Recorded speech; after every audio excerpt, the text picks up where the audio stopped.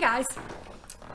So we've got a couple chapters left in the book, and I figured I would take this opportunity to, I'm going to try and get 2 chapters done, because I think there's 4 chapters left. Let me just check real quick. 30, yes, chapter 30, yes. So 2 now, 2 in the next video, and we're done with DBC. Hard to believe.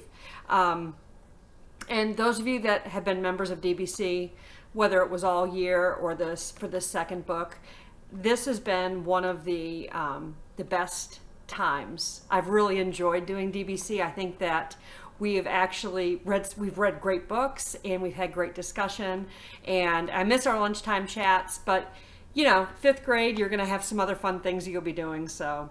But just remember 4th grade, because it was a great year. All right, chapter 26, Joel Weber. My black eye doesn't hurt anymore, although I look like I lost a game of chicken with an Amtrak train. Appearance-wise, the healing process might be worse than the bruise itself. It's when the swelling starts to go down that the new colors sprout up, amid the black and blue, purples, greens, yellows. Every time I catch my reflection, there's a whole different palette on the piece of modern art on my face. I saw a little bit of orange yesterday. I'm the only one in my family who finds the changing colors around my eye socket so intriguing. In a weird way, it's easier for me. If I'm sick of looking at myself, all I have to do is stay away from the mirrors. My parents don't have that option. When they see my black eye, in any of its stages of evolution, they're stricken with guilt. Maybe it was the wrong decision to bring you home, my father reflects sadly. Of course it wasn't wrong, I try to assure them. I hated Melton. But aren't you afraid that... My mother lets out a short, wheezing sob in C sharp. It might be starting up again. Afraid? Sure I am. When Chase, Aaron, and Bear were all over me last year, it was painful, humiliating, and downright scary. If you can't even ride your bike without a lacrosse stick sailing out of nowhere and sending you flying, life becomes impossible. You know it's not your fault. You know those guys are idiots, and you can't help thinking you somehow deserve it. That you might be just a teeny bit less worthy than everybody else. After all, how come no one is picking on any of them? But as worried as I am about all that, I think what bothers me the most is how wrong I was about Chase. I honestly believed he'd changed. I was starting to like the guy. It goes to show you how mistaken a person can be. My parents' reaction is bad enough. My sister's is off the chain. Every change in the bruise topography of my face launches her into a new revenge fantasy about what she would do to Chase if I were in charge of the world. Some of these are so brutal and, in some cases, so downright gross that I have to cut her off. Come on, Shosh, I exclaim as the 2 of us head for Brendan's house on Saturday morning. Listen to yourself. Like you'd ever put another human being through a wood chipper. I never said another human being, she replies evenly. I said alpha rat. And if you were paying attention, I said I'd feed him in feet first. That way he gets to watch it while his whole lower body... Enough, I interrupt. You wouldn't do that. Nobody would do that. The Spanish Inquisition wouldn't do that. Only because the wood chipper hadn't been invented yet, she tells me sullenly. Anyway, I sigh, anxious to change the subject. I wonder what Brendan wants. What do you think? She snarls, still in a bad mood. He has yet another stupid idea for a YouTube video, and we are the cast and crew. Well, the text said it's not that, I remind her. Well, it better not be, otherwise Brendan's going in the wood chipper. That's my sister. No problem's ever so small that she can't overreact to it. We start up the Espinosa's front walk and come face to face with Kimberly. Oh, hi guys. She gives me a long, hard look. Your eye is better, she adds dubiously. I'm okay, I say quickly. I don't want Shosh to nominate any more candidates for the wood chipper. You also got the text? My sister asks Kimberly. She nods. And Chase is coming too. Chase? Shosh grabs my arm and starts dragging me back down the walk. Brendan explodes out the front door and runs up to us. Where are you going? Chase Ambrose isn't coming anywhere near me or my brother, Shosh seethes. That's why I invited you. Chase is innocent. She keeps pulling me along. Well, not totally innocent, Brendan pleads, but he didn't hit Joel on purpose. He was just as blindsided as we were. I've got proof. What proof? I ask. One-man band, he explains. The video survived, and it proves that Chase was trying to stop Aaron and Bear. We're going home, Shosh insists. You go home, I tell her. I'm staying. Here? She demands. With that guy coming over? This time, I don't let her push me around. I want to know what happened. I want to see it for myself. She stays too, probably because she thinks I need protection. A lot of guys would be embarrassed about that, but I'm at least a little bit grateful. At any minute, Chase is going to walk in Brendan's front door, and I can't predict how I'm going to feel about it. I've seen him around school here and there. Still, this will be the first time since the fire extinguisher incident that we'll be in the same room together. We establish ourselves on the living room couch, and Brendan sets up his computer on the coffee table. I transferred this from one of the flip cams, he explains. I brought it home to shoot something else, and this was on it. He pulls out some snacks, and we settle in to wait for Chase. 20 minutes go by. Then we're up to a half an hour. Kimberly's impatient, mostly because Chase is the only reason she's here. Where is he? Brendan texts again. No answer. Well, what did you expect? Shosh scoffs. He said he was coming, Brendan insists. He cares as much about you as he cares about everybody else except himself. Zero. Face it, he blew you off. My sister stands up. Let's go, Joel. We've already wasted enough of your lives courtesy. We've already wasted enough of our lives courtesy of Chase Ambrose. I turn to Brendan. Play the video. Chase can see it some other time. We fast forward through most of it, watching the musician, Brendan, popping up all around the risers, playing different instruments for his one-man band. He switches into regular playback once the tuba sequence comes up. I feel my stomach muscles tense. As much as I've been bullied, I've never had the opportunity to actually watch it happen before. The impatient expression on Shosh's face is replaced by one of intense concentration. I don't get it, Kimberly puts in. All I see is Brendan. Where's everybody else? Well, you and Joel are there, but you're both out of frame, Brendan explains. Keep watching. We hear Aaron and Bear fling the doors open, even though they're off camera. The first thing we actually see are two jets of white foam that catch Brendan full in the face. He goes down, tuba and all. It would be funny if I didn't know what was coming next. When the streams of foam change direction to some target off screen to the right, I know I'm the one in the line of fire. There's a lot of yelling going on, and I hear my own voice in there with Brendan, Kimberly, and the two attackers. After a few more blasts of foam, Aaron and Bear step into the frame, appearing on the left side of the screen. The next part I remember all too well. Aaron and Bear are tossing instruments all over the place and trashing the band room. I try to take on Aaron, but he shoves me down into the foam. It's hard to watch, but not as hard as I thought it would be. This is not who I am, I tell myself. It's just something that happened to me. Somehow seeing it unfold in real time in high-definition video, I'm able to expand the fracas in the band room to include every rotten bullying thing that was ever done to me. And here I am, alive, undamaged. Except my eye. I've been victimized, but I don't have to let that define me as a victim. I'm back at home, and back to myself. That's when Chase makes his appearance on the computer screen. He seems totally stunned by what he finds, even when Bear thrusts the fire extinguisher into his arms.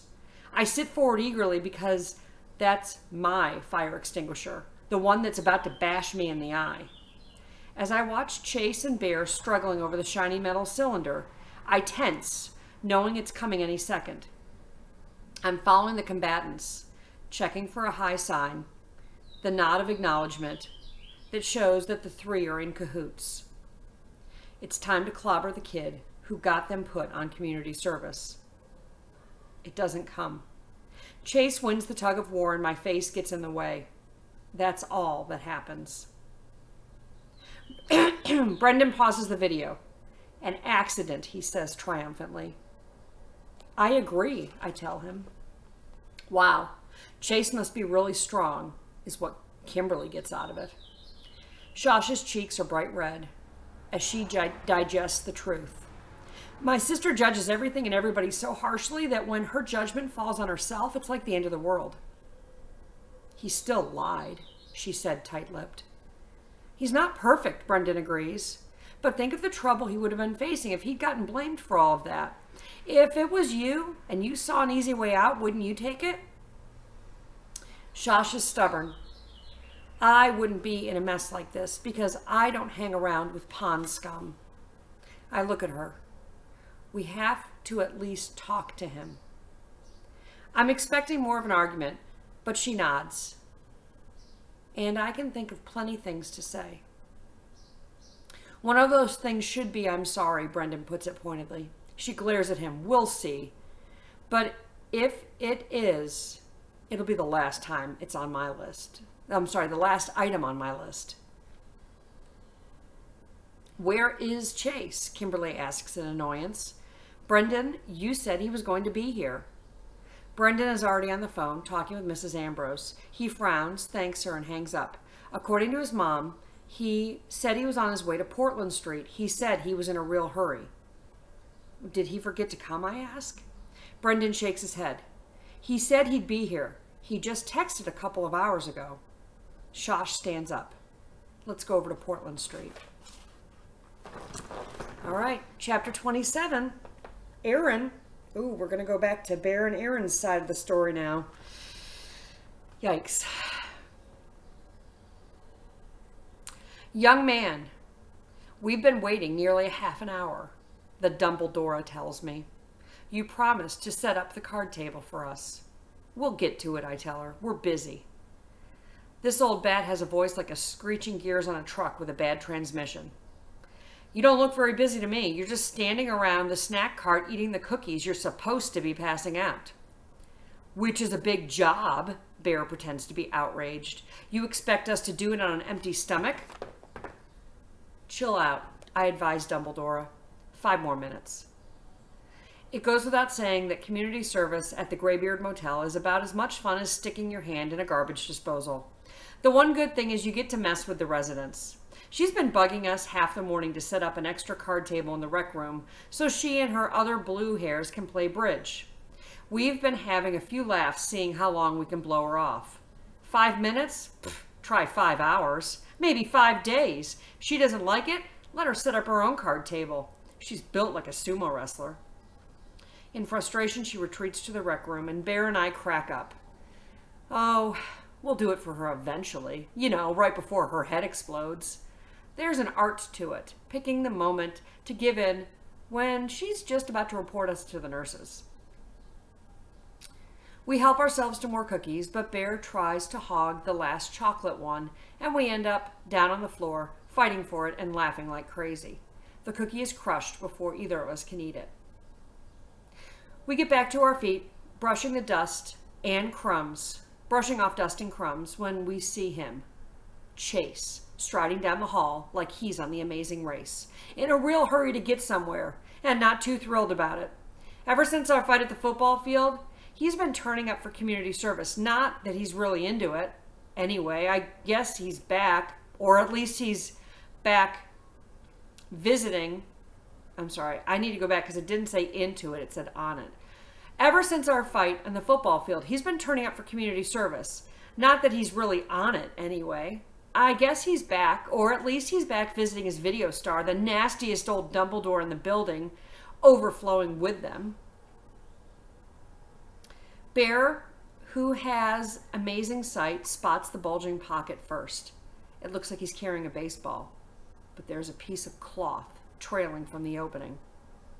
Hey, Ambrose, I call. What do you got there? He ignores me and shifts his path to the opposite side of the corridor. Bear blocks his way. The man asked you a question. Another shift, so I step out beside Bear, and together we block the hall. Chase does exactly what a running back would do on a football field. He puts his head down and tries to blast through us. But we're linemen. We try to stop him cold. In a game, I'd be trying to strip the ball. In this case, I reach down to grab the white fabric and yank. A dish towel opens in my hand and something flies out of it and hits the terrazzo floor with a clink. Star shape, blue ribbon, the geezer's medal. Chase falls on it like he's recovering a fumble. Bear and I go down on top of him. 2/3 of that is ours, I snarl. It belongs to Mr. Solway. He doesn't care. Bear grunts. He barely remembers he ever had it. Get off. Somehow, he heaves us both clear and scrambles to his feet, clutching the medal in his hand. You're not going to win this, man, I tell him. It's not even unfriendly. I'm giving him valuable information. We're taking that medal no matter what we have to do to you. He hesitates, considering his options during the pause. During the pause, Dumbledore comes back in the hall. What's going on out here? It's been more than 5 minutes. We need our table set up now. Oh, I'll do it, offers Chase, grabbing the opportunity to get away from us. The medal concealed in his fist. He escorts Dumbledore into the rec room. Bear starts to follow them, but I hold back. Too many witnesses, man. Be patient. He can't stand there forever. We watch like hawks from the doorway, figuring he might try to stash the medal and come back for it later, when we're not around. It's in his right hand. He never opens those fingers while he's setting up the folding table and chairs. He keeps one eye on us. I favor him with a grin that says, we're going to get you if we have to stand here until the next ice age. He's toast, Bear whispers triumphantly. The only way out of the room is through us. The Dumbledores in the rec room are fawning over Ambrose, just like he saved the world from Lex Luthor or something. They love him as much as they hate us. It's enough to make you barf. He even makes a small potted plant from... He even takes a small potted plant from the TV cabinet and sets it on the table to be a centerpiece. The blue hairs are practically wriggling with joy. Then, as Chase turns, his elbow knocks the pot off the table. It hits the floor and shatters, spilling earth all over the place. Bear loves it. Ha ha ha, idiot! Ambrose rushes to the corner where a vacuum cleaner stands against the wall. He plugs it in and starts to clean up the mess. We almost miss it. As he runs the vacuum back and forth over the dirt, he opens his hand and drops the medal into the unit's path. In a heartbeat, it's sucked up and gone. He glances over his shoulder to see if we noticed. I pretend we didn't, but Bear's face is bright red, which is a dead giveaway. Chase is vacuuming towards us, speeding up, breaking into a run. The plug pops out of the wall. The vacuum falls silent. He keeps moving, though, charging at us. Bear and I block the doorway and brace ourselves to hit the deck again. No, brace ourselves to deck him again. Just before impact, he lifts the vacuum cleaner like a battering ram and slams into us. We're both knocked back on our butts, choking in a cloud of dust that the collision forces out of the filter bag. By the time our vision clears, we struggle back up again. Chase is almost out of sight and down the hall, still cradling the vacuum cleaner. We stare at each other and the minute we get our breath back, we chorus, "Get him!" We take off after our star running back. We've never been able to outpace him before, but this time, he's carrying a vacuum cleaner, not a football. That's bound to slow him down. All right, that was the next 2 chapters. Wow, Chase is trying to do the right thing, and he's getting attacked by Aaron and Bear, who are just as nasty and miserable as I thought they were at the beginning, but they're really proving it now. They're just nasty people. I'm really happy to see that Chase is trying to do the right thing, and I really do feel like Chase has changed. This book has really shown, and he's proven that he has changed. So last 2 chapters will be coming up. Hope you have a wonderful day. Enjoy the weather. We will talk to you later. Bye, guys.